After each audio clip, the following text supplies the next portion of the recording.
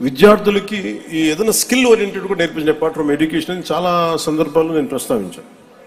So దీంట్లో భాగంగానే దీనికి వ్యక్తిగతంగా నేను కూడా దీనికి కొన్ని సూచనలు చేయడం జరిగింది.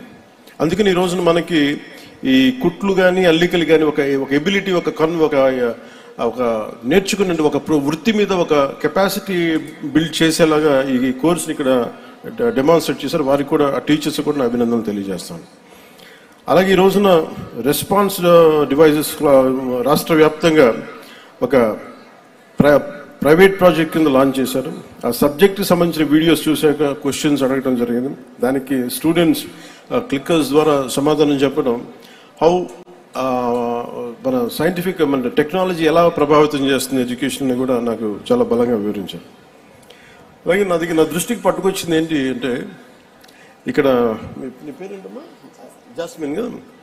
జాస్మిన్ ఇందాక చెప్తుంది ఏంటంటే, మాకు స్కూల్కి గ్రౌండ్ సరిపోవట్లేదు, గ్రౌండ్ లేదు అసలు. ఇంతమంది పిల్లలకి దాదాపు 1600 మంది ఉండేవాళ్ళు. పులారా గారు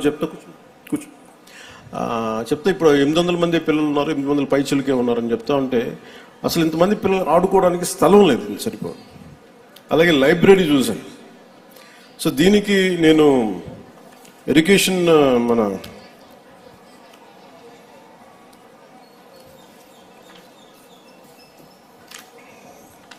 రంజిత్ భాషా గారిని కూడా నేను రిక్వెస్ట్ ఏంటంటే, దీనికి సంబంధించిన ప్లే గ్రౌండ్కి ఏదన్నా పాసిబిలిటీస్ అని ఎక్స్ప్లోర్ చేయవలసిందిగా కోరుకుంటా ఉన్నాను. అలాగే ఇందాక మన కలెక్టర్ గారు మాట్లాడుతూ ఇందాక లైబ్రరీ చూశాను. లైబ్రరీ చూస్తే చిన్న లైబ్రరీ ఉంది, దానికి బీరువాలన్నీ ఉన్నాయి, కానీ లోపల పుస్తకాలు అంటే ఇన్ని వందల మంది విద్యార్థులకు సంబంధించిన పుస్తకాలు లేవని అనిపించింది. అలాగే కంప్యూటర్స్ చూస్తే ఎలా నేర్చుకున్నారంటే ఒక 10 కంప్యూటర్స్ ఉన్నాయి. వాటికంటే నేను నా వైపు నుంచి నేను మీకు ఒక ఫుల్ లైబ్రరీ మీకు డొనేట్ చేస్తాను. ఎందుకంటే మీరు స్కూల్లో నేర్చుకునేది ఒకటి, అధ్యాపకులు చెప్పేది ఒకటి, మీరు స్వంతంగా మీరు పుస్తకాలు చదవటం. ఎంతసేపు కూర్చోబెట్టి ల్యాప్టాప్స్లో కూర్చోవడం, ఫోన్లు చూడటం. తల్లిదండ్రులు కూడా ఎలా ఉందంటే, మా అబ్బాయి ఫోన్ పట్టుకొని ఇలా టచ్ టెక్నాలజీ మొత్తం తిప్పేస్తాను, బాగా ఎడ్యుకేట్ అయిపోయాడు అనుకుంటున్నారు. ఇంగ్లీష్ నేర్చుకుంటే ఇంగ్లీష్ వచ్చిన దానివల్ల మనకు తెలివితేటలు రావు.